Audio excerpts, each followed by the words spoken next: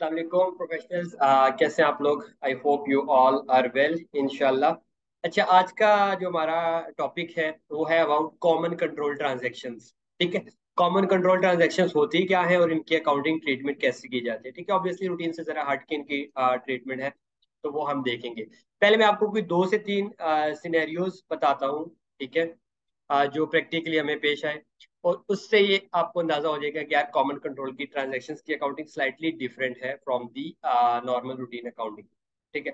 पहला सिनेरियो ये है कि एक कंपनी ने एसोसिएट एक्वायर किया, यानी कि 25-30% जो भी उसने शेयर होल्डिंग एक्वायर की, तो इन्वेस्टमेंट इन एसोसिएट उस पर IS 28 के अकॉर्डिंग उसकी ट्रीटमेंट करनी थी।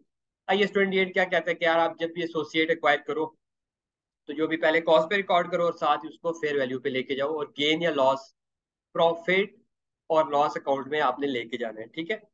इन्वेस्टमेंट एसोसिएट करो जितने की आपको कॉस्ट, जितने की आपको पड़ी है, फिर उसके नेट एसिड्स निकालो और देखो आपको सस्ता पड़ा है कि महंगा पड़ा है एसोसिएट। ठीक है। और जो भी गेन या लॉस आया आपको P&L में लेके जाओ, और इससे क्या होगा, इन्वेस्टमेंट एसोसिएट फेयर वैल्यू पे चले जाएगी, गेन एंड लॉस P&L में चला जाएगा। एक बात, लेकिन ऐसा नहीं हुआ। यानी कि गेन एंड लॉस हमने निकाल लिया, लेकिन वो डायरेक्ट इक्विटी के अंदर चला गया, statement of changes in equity के अंदर। यानी प्रॉफिट एंड लॉस अकाउंट में उसका कोई इम्पैक्ट नहीं हुआ। ठीक है। इन्वेस्टमेंट इन एसोसिएट में जो भी डे वन पे आपको गेन लॉस आया वो डायरेक्ट इक्विटी के अंदर गया, P&L में नहीं आया। आइडियली वो P&L में जाता है, जो भी हमने अकाउंटिंग पढ़ी है। वो P&L में क्यों नहीं गया, डायरेक्ट इक्विटी के अंदर क्यों चला गया, उसके पीछे रीजन थी कॉमन कंट्रोल ट्रांजेक्शन। एक बात। दूसरा सिनेरियो हम ये देखते हैं कि यार जब भी हम कंपनीज की कंसोलिडेशन करते हैं, यानी एक कंपनी दूसरी कंपनी का कंट्रोलिंग इंटरेस्ट परचेज कर लेती है दूसरे बिजनेस का। ठीक है। तो वो क्या करती है, अगर उसको सस्ता मिला है तो बारगेन परचेज ऑप्शन रिकॉर्ड करती है, और अगर महंगा मिला है तो गुडविल रिकॉर्ड करती है। लेकिन एक ऐसा सिनेरियो आया है कि एक कंपनी ने दूसरी कंपनी को एक्वायर किया, यानी 60-70% वोटिंग इंटरेस्ट उसने खरीद लिया। ठीक है। और सस्ता और महंगा खरीदा उसने। ठीक है। तो लेकिन फिर भी उसने गुडविल रिकॉर्ड नहीं की। ठीक है। गुडविल की ट्रीटमेंट नहीं हुई, और जो कुछ भी IFRS 3 में होता था, ठीक है, fair value of net assets acquired, ये वो चीजें कुछ भी नहीं हुआ, IFRS 3 के अकॉर्डिंग अकाउंटिंग नहीं हुई। अगेन रीजन क्या है, कॉमन कंट्रोल ट्रांजेक्शन। इसी तरह कुछ लोन रिस्ट्रक्चरिंग हुई जिसका इम्पैक्ट P&L में जाना था, वो भी नहीं गया, डायरेक्ट इक्विटी के अंदर गया। तो यानी कि डायरेक्ट इक्विटी के अंदर कुछ चेंजेस रिकॉर्ड होना शुरू होगी। ठीक है। अगेन रीजन क्या है, कॉमन कंट्रोल ट्रांजेक्शन। तो आइए समझते हैं कॉमन कंट्रोल ट्रांजेक्शन है क्या। और एक बात ध्यान में रखते हैं कि IFRS 3 जो है बिजनेस कॉम्बिनेशन का या कंसोलिडेशन का जो स्टैंडर्ड है, उसमें ये बात उसके स्कोप में साफ साफ लिखी है कि IFRS 3 डज नॉट या do not deal with the common control transaction. ठीक है। कॉमन कंट्रोल ट्रांजेक्शन से वो डील ही नहीं करता, यानी उस ट्रांजेक्शन पे IFRS 3 नहीं लगेगा, बिजनेस कॉम्बिनेशन का स्टैंडर्ड ही नहीं लगेगा। ठीक है। तो ये क्या रीजन है और क्या स्टैंडर्ड लगेगा फिर? ठीक है, वो आइए हम देखते हैं। अच्छा, जब कॉमन कंट्रोल ट्रांजैक्शंस पे एक और बात ये है कि जब इस पे IFRS नहीं लगता, कोई भी इंटरनेशनल स्टैंडर्ड नहीं अप्लाई हो रहा इसके ऊपर। ठीक है। तो इसकी अब ट्रीटमेंट कैसे करनी है? तो IS 8 एक स्टैंडर्ड है अकाउंटिंग पॉलिसी, इसका प्रायर पीरियड एरर्स वगैरह एस्टिमेट्स की बात करता है। जो वो ये कहते हैं कि यार आपने करना क्या है कि पहले तो देखना है कोई स्टैंडर्ड अप्लाई होता है तो उसी की गाइडेंस फॉलो करनी है। लेकिन अगर किसी भी एक पर्टिकुलर सिनेरियो पे स्टैंडर्ड अप्लाई नहीं होता, कोई स्टैंडर्ड की क्लियर गाइडलाइंस नहीं है, ठीक है, जिस तरह ये IFRS 3 बिजनेस कॉम्बिनेशन में ये बात लिखी है कि यार कॉमन कंट्रोल पे अप्लाई नहीं होगा, तो इसकी ट्रीटमेंट क्या करें? तो स्टैंडर्ड ने कहा है भाई, ये सेड ने, ठीक है, उसका पैरा 8-9 है कि 19-18 है कि यार कंपनी अपनी एक पॉलिसी डिजाइन करे जो कि IFRS फ्रेमवर्क के अंदर ही रहते हुए पॉलिसी हो, और अपनी अकाउंटिंग करे। तो जब इसने स्टैंडर्ड ने अलाउ किया तो मुख्तलिफ एंटिटीज ने, और पूरी दुनिया में, ये पाकिस्तान की बात नहीं, पूरी दुनिया में क्या हुआ, इसके मुख्तलिफ ट्रीटमेंट्स निकली। ठीक है। और ऑब्वियसली स्टैंडर्ड का जो मेन कंसर्न है कि यार स्टैंडर्डाइजेशन आए, ठीक है, और कंपेरिबिलिटी को प्रमोट किया जाए। ठीक है। तो उसके ऊपर अभी एक वर्क भी जारी है, इसके ऊपर भी हम देखेंगे कि यार अभी रिसेंट क्या अपडेट्स आई है। ठीक है, इसके ऊपर। लेकिन सबसे पहले कॉमन कंट्रोल ट्रांजेक्शन है क्या और इसकी अकाउंटिंग क्या होती है, आइए देखते हैं। अच्छा जी, कॉमन कंट्रोल ये है कि यार जो भी कंपनीज आपस में जो कुछ भी कर रही है, एक कंपनी दूसरी को एक्वायर कर रही है, सब्सिडरी बना रही है, ठीक है, वो, या एक कंपनी दूसरी को एसोसिएट बना रही है, उसकी कोई 25-30% कोई शेयर होल्डिंग ले रही है, वो, ठीक है। तो ये सारी की सारी ट्रांजेक्शन हो रही है, लेकिन ऊपर अल्टीमेट जो पेरेंट कंपनी है, या अल्टीमेट एक ही ग्रुप उसके ऊपर है। ठीक है, अल्टीमेट ओनरशिप चेंज नहीं हो रही। अल्टीमेट ओनरशिप वही है, हाँ, विद इन एंटिटी है, एक कंपनी दूसरे को डिस्पोज कर रही है, दूसरी उसको एक्वायर कर रही है, तीसरी उसको एसोसिएट बना रही है। तो अल्टीमेटली जो उनसे पेरेंट जो सा है वो सेम ही है। ठीक है, यानी ये एग्जांपल है इसमें, ये पी एक पेरेंट कंपनी थी। ठीक है, उसकी दो सब्सिडीज थी, ए और बी, और आगे ए ने मजीद अपनी एक सब्सिडरी सी रखी हुई थी। अब किया क्या, यहाँ पे बी कंपनी ने ए कंपनी से सी कंपनी को परचेज कर लिया, लेकिन स्टिल पेरेंट कंपनी क्या है इसके ऊपर, पी। पेरेंट कंपनी सेम है, यानी कि अल्टीमेटली, अल्टीमेट जो है ना, आखिरकार जो पेरेंट है वो सेम ही है। विद इन द ग्रुप एक कंपनी दूसरी को, इस कंपनी ने कंपनी सी को सेल कर दिया कंपनी बी को। ठीक है, तो इस तरह के काम होते हैं। ठीक है, तो ये क्या होगी, कॉमन कंट्रोल, यानी अल्टीमेटली इसका पेरेंट सेम ही है। अच्छा, अब कॉमन कंट्रोल की हम डेफिनेशन पढ़ लेते हैं कि इसकी मेन थीम क्या है कॉमन कंट्रोल की। अच्छा, वेल, इसके ऊपर आई कैप का जो इंटरप्रिटेशन है, ठीक है। ठीक है जी। अब बिजनेस कॉम्बिनेशन मैंने को क्या, आपको क्या बताया, ट्रांजैक्शन या इवेंट जिसमें क्या होता है, acquirer obtains control of one और मोर बिजनेस, किसी भी बिजनेस का कंट्रोल एक्वायर करता है। ठीक है, खाली शेयर होल्डिंग नहीं, बल्कि वोटिंग शेयर होल्डिंग कह लें। ठीक है, कंट्रोल एक्वायर्स ऑफ वन और मोर बिजनेस, किसी भी बिजनेस का। नॉन बिजनेस पे तो वैसे भी ये अप्लाई नहीं होता। बिजनेस क्या होता है, इनपुट हो, आउटपुट हो, प्रोसेस हो, या कैपेबिलिटी ऑफ आउटपुट हो, अगर आउटपुट नहीं है। ठीक है, तो ये बिजनेस का कंट्रोल लेने पर बिजनेस कॉम्बिनेशन अप्लाई होता है, एक बात। फिर बिजनेस कॉम्बिनेशन कॉमन कंट्रोल क्या है, a business combination in which all of the business are ultimately controlled by same parties और बोथ। यानी कि अल्टीमेट, जैसा मैंने आपको कहा, अल्टीमेट पेरेंट कंपनी एक ही है। With in the group restructuring हो रही है। ठीक है, एक कंपनी दूसरी को एक्वायर कर रही है, कोई अमलगमेट हो रहे हैं, मर्जर हो रहे हैं, ये सारा कुछ हो रहा है। तो इस पे जब IFRS 3 के स्कोप से बाहर है, तो इस पे अलग से आई कैप की एक टेक्निकल रिलीज है। ठीक है, उसके अकॉर्डिंगली इसकी ट्रीटमेंट होती है। तो सबसे पहले आइए देखते हैं कि इसकी ट्रीटमेंट है क्या। इसकी जो मैंने समरी कंपाइल की है उसको देखते हैं, और फिर स्टैंडर्ड आई आई कैप की टेक्निकल रिलीज से उसको कंपेयर कर लेते हैं।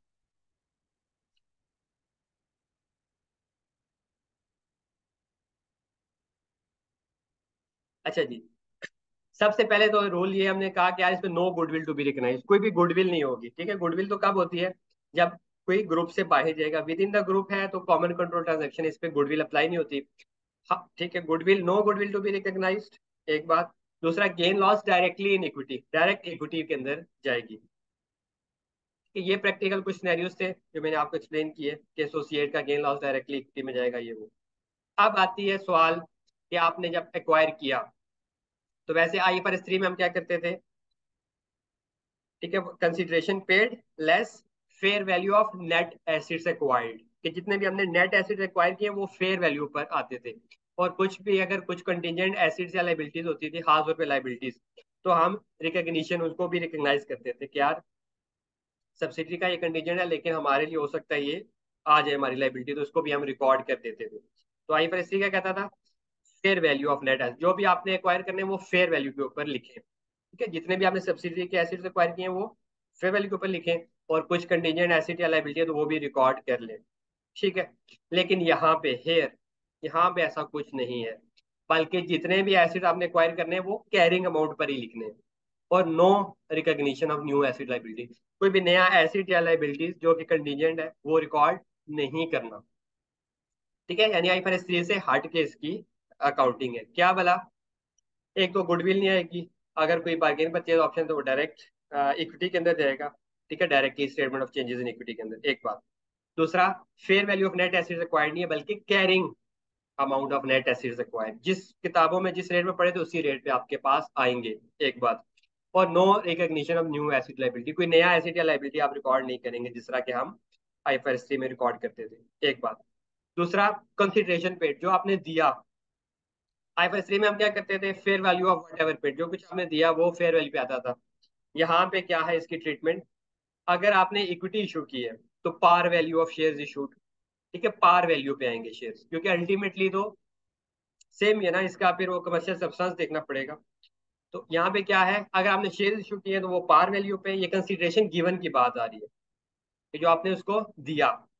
तो अगर शेयर्स दिए तो पार वैल्यू पे आएंगे, ठीक है। अगर एसिड दिए तो वो ऑब्वियसली फेयर वैल्यू पे आएंगे, ठीक है। एसिड तो फेयर वैल्यू पे आते हैं ना कि कंसीडरेशन पे। हाँ, शेयर्स दिए तो पार वैल्यू पे, एसिड दिए वो फेयर वैल्यू पे, और लाइबिलिटीज दी या देनी है तो वो कैरिंग वैल्यू पे आएगा, ठीक है। तो मेन यहाँ पे क्या डिफरेंस है कि जो कुछ आपने लिया वो तो हमेशा कैरिंग वैल्यू पे आएगा, ठीक है। यहाँ पे fair value of acids given, ये गिवन वाले की बात कर रहे हैं।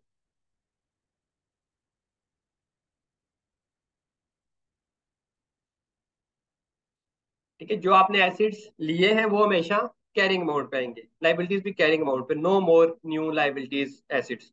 हाँ, जो एसिड आपने दिए वो फेयर वैल्यू पे आएंगे, शेयर्स दिए तो वो फेयर वैल्यू पे नहीं बल्कि पार वैल्यू पे जाएंगे, और कैरिंग अमाउंट, लाइबिलिटीज हमेशा कैरिंग अमाउंट पे आएंगे, ठीक है।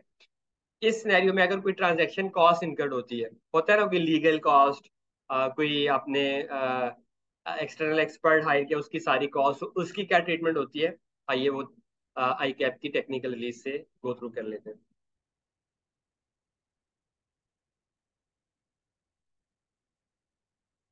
ठीक है, ये जो मेथड हमने पढ़ा है इसको हम क्या कहते हैं, प्री डिसेसर मेथड। ये जो मैंने आपको एक्सप्लेन किया ना, ये सारा वही है। ठीक है, there shall be no fair value adjustment to the asset liabilities और no recognition of new asset, यानी कि कोई फेयर वैल्यू एडजस्टमेंट नहीं होगी, जो कुछ कैरिंग अमाउंट है वही आपके पास आएगा, एक बात।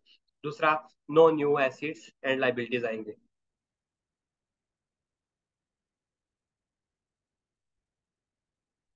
हाँ, अगर कोई ट्रांजैक्शन कॉस्ट आती है तो वो क्या कहता है, कॉमन कंट्रोल ट्रांजैक्शन में जो भी ट्रांजैक्शन कॉस्ट आएगी वो आईएफआरएस की गाइडलाइंस के मुताबिक ही उसको डील करना है, ठीक है। यानी कि अगर आपने डेट या इक्विटी इंस्ट्रूमेंट इशू किए हैं, होता है ना बाजू का कंपनी के पास पैसा नहीं होता, वो कहती है यार मैं इसको ये इक्विटी इशू कर देती हूँ या डेट इशू करके इसको एक्वायर करती हूँ, तो वो अपने अपने जो भी स्टैंडर्ड है उसके अकॉर्डिंगली उनकी अकाउंटिंग होगी। यानी कि जिस तरह डेट की क्या है कि फेयर वैल्यू, आईफरस 9 क्या कहते हैं कि fair value less transaction cost. तो जितनी भी फाइनेंशियल लाइबिलिटीज है वो fair value less transaction cost पे इनकर होंगी, रिकॉर्ड होंगी, ठीक है। तो जब ट्रांजैक्शन कॉस्ट वहां से लेस होगी तो उसकी वैल्यू ऑटोमेटिक कम हो जाएगी और इफेक्टिव इंटरेस्ट रेट बढ़ जाएगा। तो इसके लिए आप मेरा यूट्यूब के ऊपर देख सकते हैं lecture on the financial guarantees part 2, जिसके ऊपर ये सारा इफेक्टिव इंटरेस्ट रेट वाला एलिमेंट अकाउंट पर किया हुआ है। बहरहाल, जो भी ट्रांजेक्शन कॉस्ट एंड डेट या इक्विटी के इशू होने पे वो अपने अपने स्टैंडर्ड के अकॉर्डिंग डील होंगी। उसके अलावा जितनी भी कॉस्ट है, ठीक है, वैल्यूएशन वाली या प्रोफेशनल लीगल अकाउंटिंग चार्जेस, वो सारे क्या होंगे, एक्सपेंस हो जाएंगे आईफरएस के अकॉर्डिंग, ठीक है। उसको हम एक्सपेंस आउट कर देंगे। तो ये है जी आई कैप की टेक्निकल रिलीज, इसका नाम क्या है, प्री डिसेसर मेथड। इसका क्रक्स क्या है कि गुडविल नहीं आएगी, बार्गेन परचेज ऑप्शन अगर आया तो वो डायरेक्ट इक्विटी के अंदर जाएगा। Fair value of net acids acquired नहीं बल्कि carrying amount of net acids acquired, ठीक है। और ये इसकी इस तरह से अकाउंटिंग ट्रीटमेंट है, और इसकी ट्रांजेक्शन कॉस्ट भी एज पर स्टैंडर्ड अकाउंट पर करेंगे, या फिर अगर किसी स्टैंडर्ड में नहीं आती तो एक्सपेंस आउट हो जाएगी। तो वेल, ये था एक स्टैंडर्ड आई कैप की टेक्निक का release on the combination with in the same common control, ठीक है। कॉमन कंट्रोल के अंदर कोई किसी को सब्सिडरी को एक्वायर करी तो उसकी अकाउंटिंग ट्रीटमेंट ऐसे करनी है, ठीक है। बाकी सब्सिडी एक्विजिशन के अलावा जितनी भी ट्रांजेक्शन है, कोई लोन रिस्ट्रक्चरिंग वगैरह या इन्वेस्टमेंट एसोसिएट, तो वो पीएनएल में नहीं आएगी बल्कि डायरेक्ट इन्वेस्टमेंट एसोसिएट डेबिट, जो भी गेन या लॉस है वो डायरेक्ट चेंजेस इन इक्विटी के अंदर पीएनएल के थ्रू राउट नहीं होगा। ये इसका मेन थीम है। क्यों? क्योंकि अल्टीमेट तो पेरेंट सेम ही है। तो ये तो नहीं है आप with in the group transaction करें, प्रॉफिट एंड लॉस में इम्पैक्ट दिखाएं, एक कंपनी का प्रॉफिट है ही नहीं तो वो कुछ ऐसी ट्रांजेक्शन जो सा है बना के अपना प्रॉफिट दिखा ले, अगले साल दूसरी कंपनी उसको एक्वायर करे, वो अपना प्रॉफिट दिखा ले, तो प्रॉफिट में इसीलिए पीएनएल में इसका इम्पैक्ट आना ही नहीं है, direct he changes in equity में जाना है। अब आते हैं इसके ऊपर रिसेंट जो अपडेट्स आ रही हैं वो क्या है। ठीक है, वेल, इस पे जो रिसेंट ये है कि ये कमेटी के मेंबर है, ठीक है, गैरी नाम है इनका। इन्होंने अपनी कोई इंटरप्रिटेशन दी है कि यार आईएएस भी इंटरनेशनल अकाउंटिंग स्टैंडर्ड बोर्ड में जो डिस्कशंस हुई हैं रिसेंटली अबाउट दिस टॉपिक, तो उन्होंने ये कहा यार कि अभी ये डिस्कशंस ही हैं, ये एक बहुत ब्रॉड टॉपिक है। बहरहाल, just to give you an overview और आखिर में कंक्लूजन कि यार एंटिटी अपनी पॉलिसी बनाए जिस तरह मैंने आपको बताया, लेकिन उससे क्या होगा, कंपेरेबिलिटी का इशू है। तो दो तरह के मेथड्स हैं, फेयर वैल्यू और book value method. Fair value method या एक्विजिशन मेथड वही है जो कि IFRS 3 में डिफाइन किया गया है, ठीक है, जो हम लगाते हैं। और बुक वैल्यू मेथड, ये जो मैंने आई कैप का प्रीडिसेसर मेथड आपको बताया ये है, ठीक है। लेकिन इसमें अभी डिस्कशन ही चल रही है, कोई भी अपडेट नहीं है कि कौन सा कोई प्रॉपर गाइडलाइंस है, ठीक है। तो इसमें देखने में ये आ रहा है कि यार one method does not fit for all, ठीक है, one size does not fit all, ठीक है। यानी कि बोर्ड कंसिडर कर रहे हैं यार एनसीआई के प्रोस्पेक्टिव से, क्योंकि या तो आप 100% ओनरशिप है वो अलग बात है, लेकिन एनसीआई भी तो एक एलिमेंट है, उसको भी तो परचेज किया जा रहा है ना नॉन कंट्रोलिंग इंटरेस्ट के ऊपर। इसी तरह अदर भी स्टेक होल्डर्स यूजर्स हैं, ठीक है, लेंडर्स क्रेडिटर्स, तो उनके अकॉर्डिंगली भी देख के स्टैंडर्ड की ये है कि वो इसके ऊपर वर्कआउट कर रहे हैं to implement some more guidelines on this. लेकिन अभी तक जो कंक्लूजन है, अगर मेरी जो अपनी रिसर्च है मैंने इस पे की है, तो as far as the accounting treatment is concerned, आई कैप की जो ट्रीटमेंट है जो कि टेक्निकल रिलीज है, is a more accurate replicate, ठीक है। तो आई कैप की जो ट्रीटमेंट है वो ज्यादा एक प्रेफरेबल है, जो कि ग्लोबली उसी तरह से ही ट्रीटमेंट की जा रही है। बाकी इसके ऊपर अभी तक डिस्कशन भी चल रही है, तो ये अगर किसी को इंटरेस्ट हुआ तो ये वो पढ़ सकते हैं, ठीक है। मेन जो इसकी अकाउंटिंग ट्रीटमेंट थी कॉमन कंट्रोल ट्रांजेक्शन की होती क्या है और उसकी ट्रीटमेंट कैसी है, I have explained it to you. So thank you so much for watching, thank you again.